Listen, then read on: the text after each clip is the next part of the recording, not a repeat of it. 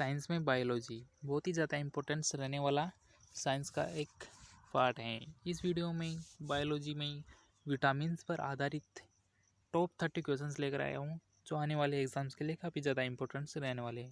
तो friends, video को like कीजिए और अपने फ्रेंड्स के साथ शेयर कीजिए। एंड रिक्वेस्ट है आपसे कि चैनल को ज़रूर सब्सक्राइब कीजिए। शुरू करते हैं फर्स्ट क्वेश्चन से। थायमीन है। फ्रेंड्स, यहाँ पूछा गया है कि थायमीन क्या है, तो इसका आंसर हो जाएगा विटामिन B1। विटामिन B1 का रासायनिक नाम क्या है? थायमीन है। तो इसका राइट आंसर हो जाएगा थायमीन। और फ्रेंड्स, ये क्वेश्चन पूछा गया था यूपीपीसीएस में 1999 में।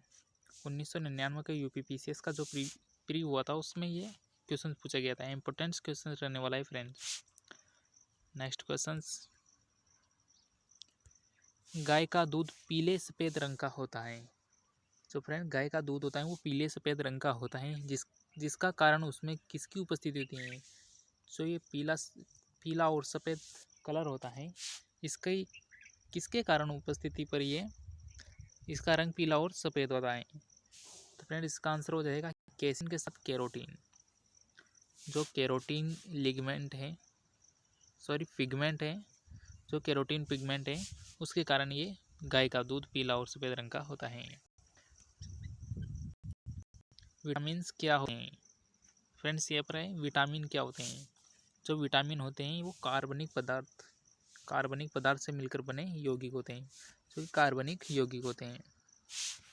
नेक्स्ट क्वेश्चन है, केला जो एक फल के रूप में अत्यधिक मूल्यवान भोज्य पदार्थ माना जाता है, के प्रति 100 ग्राम में होता है। तो केले के प्रति 100 ग्राम में कितनी किलो कैलोरी ऊर्जा होती है? तो इसका राइट आंसर हो जाएगा ऊर्जा की 89 किलो कैलोरी प्रति 100 ग्राम। तो 100 ग्राम केले में 89 किलो कैलोरी ऊर्जा प्राप्त होती है। नेक्स्ट क्वेश्चन है, पपीता में मुख्यतः कौन सा विटामिन पाया जाता है? फ्रेंड्स, यहाँ पर क्वेश्चन पूछा गया है कि पपीता में कौन सा विटामिन पाया जाता है। तो इसका आंसर हो जाएगा विटामिन सी। विटामिन सी पाया जाता है। और फ्रेंड्स, ये क्वेश्चन पूछा गया था एमपीपीसीएस के प्री एग्ज़ाम में 1991 के जो एग्ज़ाम हुआ था प्री, उसमें ये क्वेश्चन पूछा गया था। इंपॉर्टेंट क्वेश्चन रहने वाला है। नेक्स्ट क्वेश्चन है, विटामिन सी का रासायनिक नाम है। विटामिन सी का रासायनिक नाम क्या हो जाएगा? Ascorbic acid. एस्कॉर्बिक अम्ल होता है विटामिन सी का रासायनिक नाम। इंपॉर्टेंट है। मानव शरीर में विटामिन ए संचित रहता है। जो मानव शरीर होते हैं उसमें विटामिन कहाँ पर स्टोर होता है? विटामिन ए का कलेक्शन कहाँ पर होता है, इकट्ठा कहाँ पर होता है? ये होता है यकृत में। यकृत बोले या लीवर बोले। और फ्रेंड्स, यकृत क्या है? शरीर की सबसे बड़ी ग्रंथि है। ये क्वेश्चन पूछा गया था UPPCS MUP lower sub inspector में 2015 में। विटामिन डी के सर्जन में कौन पाया जाता है? विटामिन डी का जो निर्माण होता है उसमें कौन सा पदार्थ पाया जाता है? तो इसका राइट आंसर हो जाएगा कैल्सीफेरॉल। विटामिन डी के निर्माण में कैल्सीफेरॉल पाया जाता है, जो कि विटामिन डी का रासायनिक नाम भी है। ये यूपीपीसीएस में पूछा गया क्वेश्चन से। भोजन के वर्ग में प्रति यूनिट कैलोरी की मात्रा सर्वाधिक होती है। तो इसका आंसर हो जाएगा वसा में। वसा में कैलोरी की मात्रा सर्वाधिक होती है। RS में पूछा गया क्वेश्चन से साइनोकोबालेमिन है। साइनोकोबालेमिन क्या है? तो इसका आंसर हो जाएगा विटामिन B12 है। साइनोकोबालेमिन विटामिन B12 है। साइनोकोबालेमिन विटामिन B12 का रासायनिक नाम है। नेक्स्ट क्वेश्चन है, विटामिन सी का सबसे उत्तम स्रोत क्या है? जो विटामिन सी होता है वो उसका स्रोत क्या है सबसे ज़्यादा? तो वो आंवला में सबसे ज़्यादा विटामिन सी पाया जाता है। इंपॉर्टेंट क्वेश्चन है। अधिकांश प्राणियों के जीवित पदार्थ का लगभग 80% पदार्थ हैं। जो प्राणी होते हैं उसमें लगभग 80% पदार्थ क्या हो जाता है, वो होता है प्रोटीन। इम्पोर्टेंट क्वेश्चंस यूपीपीसीएस में पूछा गया क्वेश्चन से। विटामिन डी का स्रोत क्या है? सभी जानते हैं कि विटामिन डी का स्रोत क्या है, तो वो हो जाएगा सूर्य की किरण। सूर्य से हमें क्या प्राप्त होता है? Vitamin D. ये आपको याद रखना है। किस विटामिन की कमी से खून का थक्का धीरे बनने की बीमारी हो जाती है? तो वो कौन सा विटामिन है जिसकी कमी से जो ब्लड में खून का थक्का होता है जो कम बनने लग जाता है या वो काम धीरे करने लग जाता है? तो उसका आंसर हो जाएगा विटामिन के। विटामिन के की कमी से रक्त में खून का थक्का नहीं जमता है। नेक्स्ट क्वेश्चन है, शरीर में ऊतकों का निर्माण होता है। ऊतक किसके बने होते हैं ये आपको बताना है। तो इसका आंसर हो जाएगा प्रोटीन।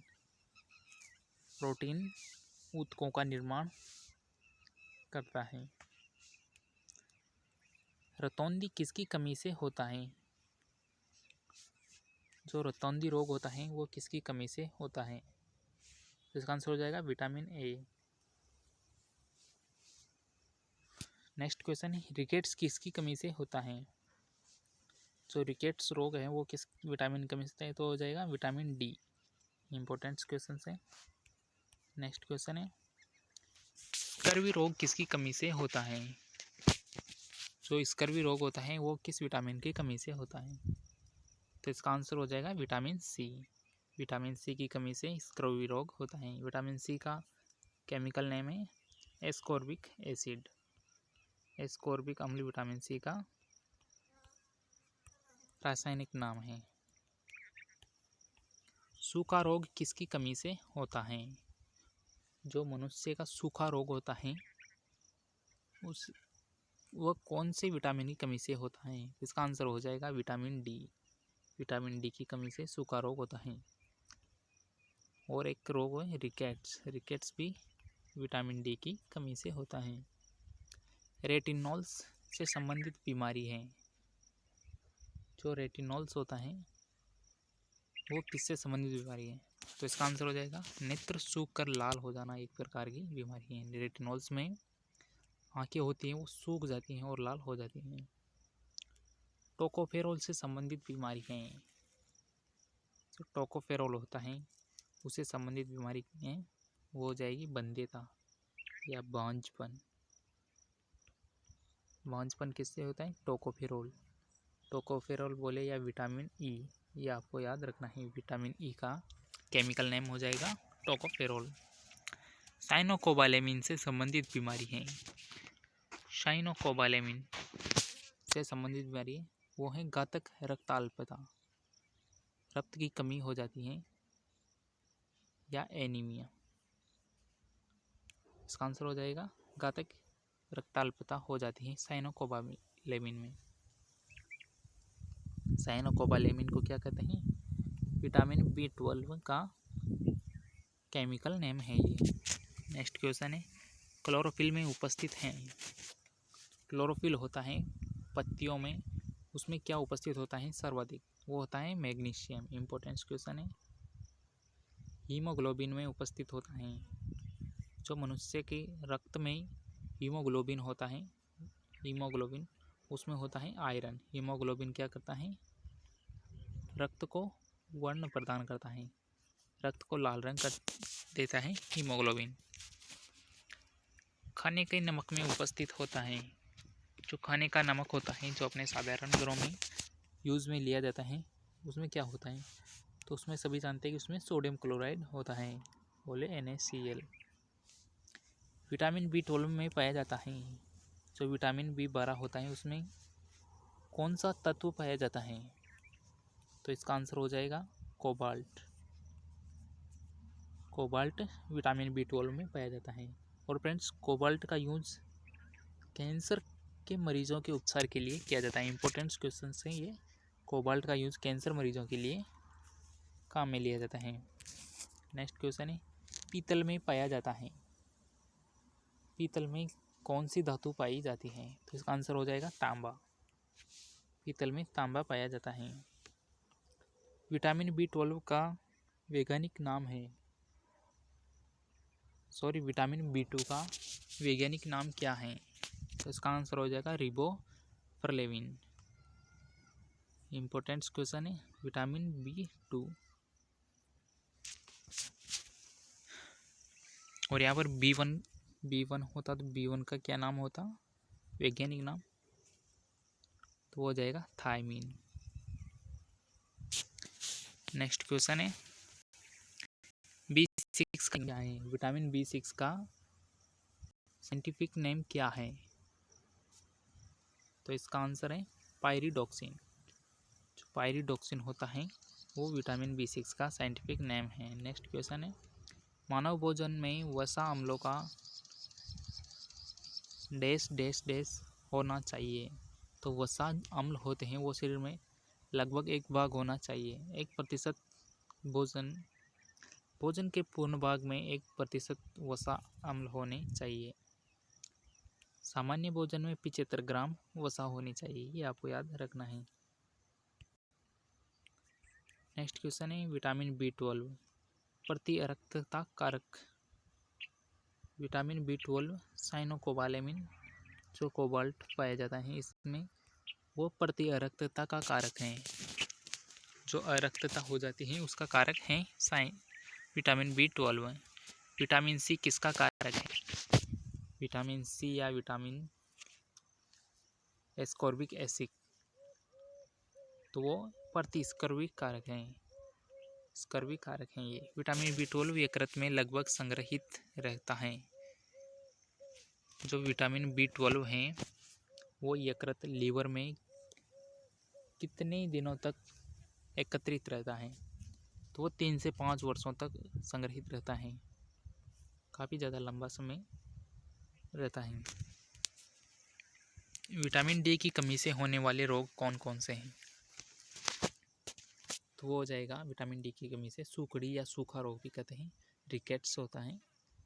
तो फ्रेंड्स ये थे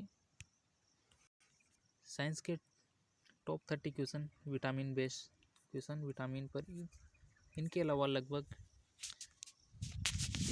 यहीं से क्वेश्चन पूछे जाते हैं और ये सभी मोस्ट इम्पोर्टेंट क्वेश्चन हैं जो UPPCS, MPPCS, RS, RT आदि इत्यादि में क्वेश्चन पूछे गए थे, जो काफ़ी ज़्यादा इम्पोर्टेंट्स रहने वाले हैं। फ्रेंड्स वीडियो को लाइक कीजिए एवं प्लीज़ चैनल को ज़रूर सब्सक्राइब कीजिए।